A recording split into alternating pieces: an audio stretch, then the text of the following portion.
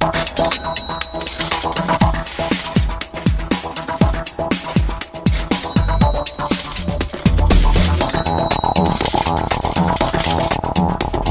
es momento de hablar de datos económicos y precisamente vamos con uno que mucho tiene que ver con la actualidad de estos días. Acaba de salir esa tasa de inflación, se sitúa en el mes de agosto, mes anterior, en el 11,1 anual en Aragón, pero es que además tras el dato está llegando una cadena de opiniones, evidentemente. Por ejemplo, Comisiones Obreras reclama políticas eficaces de control de precios que protejan los salarios. Y este dato, el de contener los precios de alguna manera, que se revierta en los salarios que todos percibimos para que no seamos más pobres, es algo que se viene contando desde hace mínimo 3 meses, aunque este dato nos lo va a dar seguro, junto con todo este análisis, bueno, pues nuestro experto en economía, Javier Martínez. Buenos días. Muy buenos días. Bienvenido. Muchas gracias. Insisto, mínimo, llevo 3 o 4 meses escuchando esta reacción por parte de los sindicatos económicos. Mucho cuidado, somos más pobres, se ven los salarios, llegamos al 11%, es decir, nos cuestan los productos un 11% más que hace 4 meses, hace 5 meses. Y hoy precisamente en la tertulia política uno de los datos que han ofrecido los diputados ha sido que al haber menor número de paro en Aragón hace que sea la inflación mayor. Yo no sé si este dato también tiene mucho que ver, es directamente proporcional. ¿Qué podemos decir? Bueno, sí, puede ser algún motivo, pero yo creo que tenemos que partir de la situación que tú has explicado y no se explica habitualmente, y es somos más pobres. La inflación, la guerra de Ucrania como un motivo de inflación, porque he de recordar que aquí hemos hablado de datos de inflación de por encima del 6% el año pasado, cuando no había guerra de Ucrania. Pero hoy somos más pobres. En Aragón un 11%, en el resto de España un 10,5%, somos más pobres. Y o entendemos esto, admitimos y empezamos a construir a partir de aquí, o nos estaremos equivocando. ¿Qué significa que somos más pobres? Que con el dinero que ganamos, pues podemos comprar un 11% menos de cosas, o con el dinero que tenemos ahorrado podemos destinarlo a un 11% menos de cosas. Y los salarios está claro que no han subido en la misma proporción. Más relevante o más preocupante que este dato, en el que hay un componente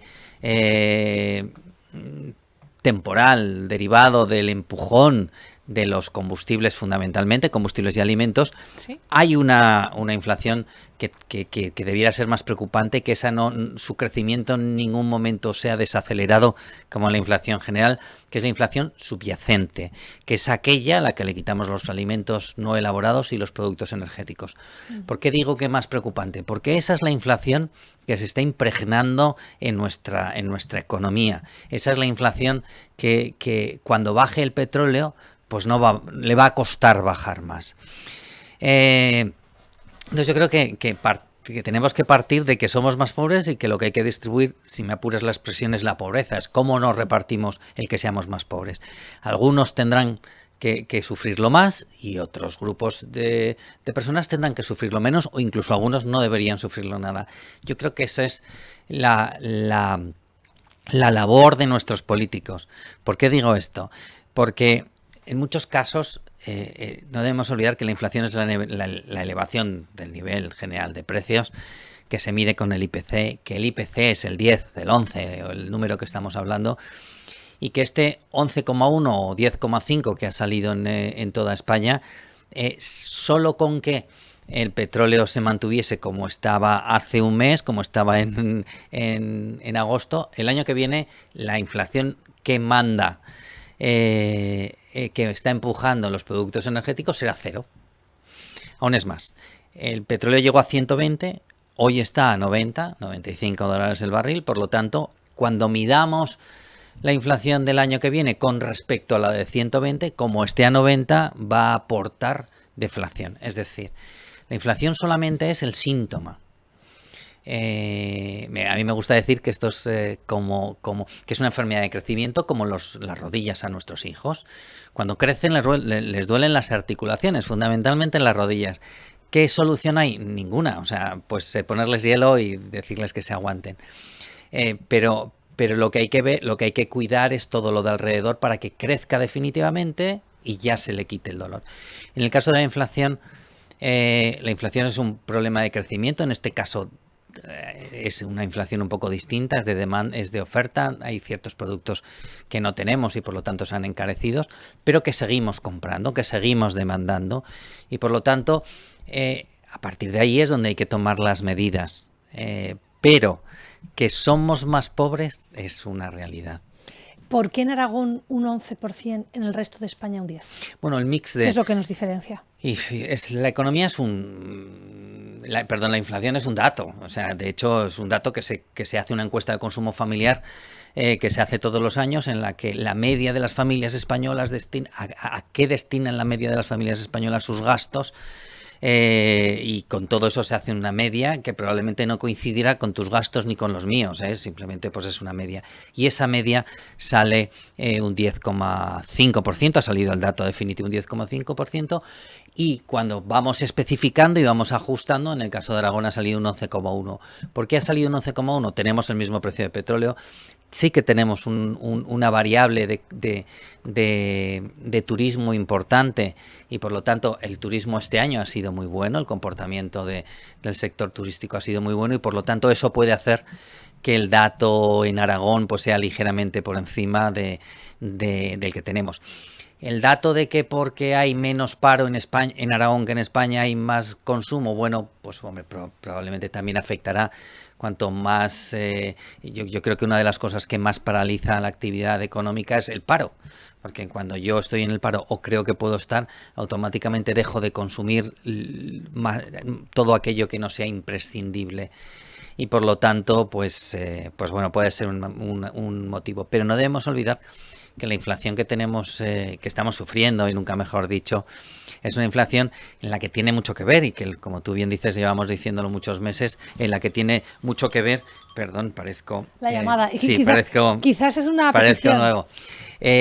La inflación que estamos sufriendo es inflación que tiene mucho que ver con alimentos y con productos energéticos, energía en general, combustibles, electricidad, etcétera. Derivado de una guerra, ¿no? Claro, y esa la tenemos de todo.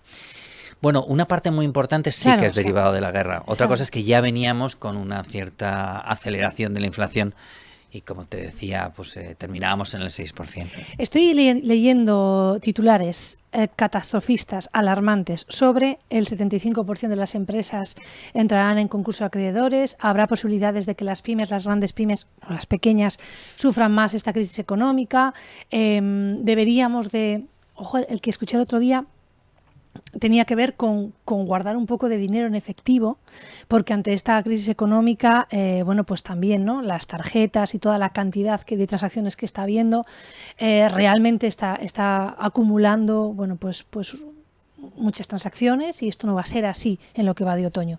No sé muy bien, yo sé que no eres futurólogo, pero realmente estos titulares que alarman un poco, que no son para nada de medios tradicionales, sino que son de nueva creación y que tampoco sabemos muy bien los periodistas si nos enfrentamos ya a una fake o a una noticia falsa o a una noticia más o menos sensacionalista. ¿Tú qué auguras para este otoño? ¿Qué realmente es lo que puede ocurrir? Me alegra que me hagas esta pregunta y que nuestros espectadores sepan que no lo teníamos preparado.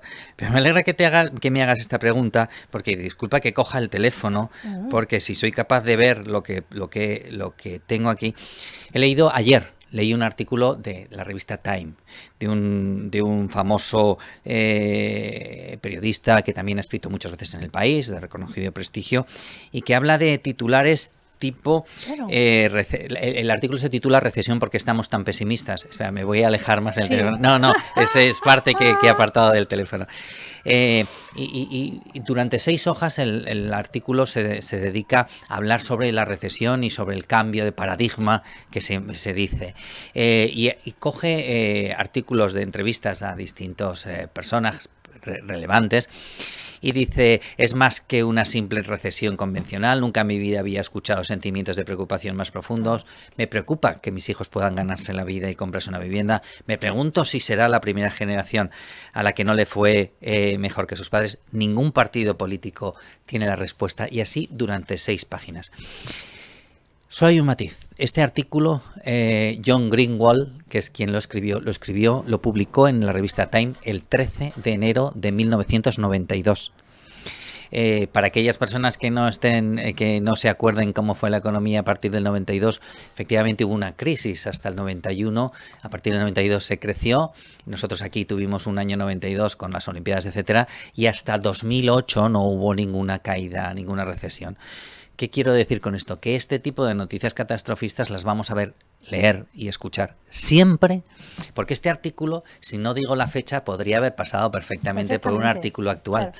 Y es del año 92. La sensación que una servidora mantiene al escuchar, al leer estos titulares es: catástrofe, viene un nuevo paradigma, dejamos de encontrar la economía como la conocemos, no sabemos muy bien, ¿no?, qué es lo que va a poder ocurrir. Yo entiendo que tampoco el caso es tan grave, pese a que viene una recesión. Claro, tenemos que hay una recesión, es una realidad, ¿vale? Le tenemos que poner nombre y, si me apuras, dato, pero que hay una recesión es una realidad. ¿Por qué?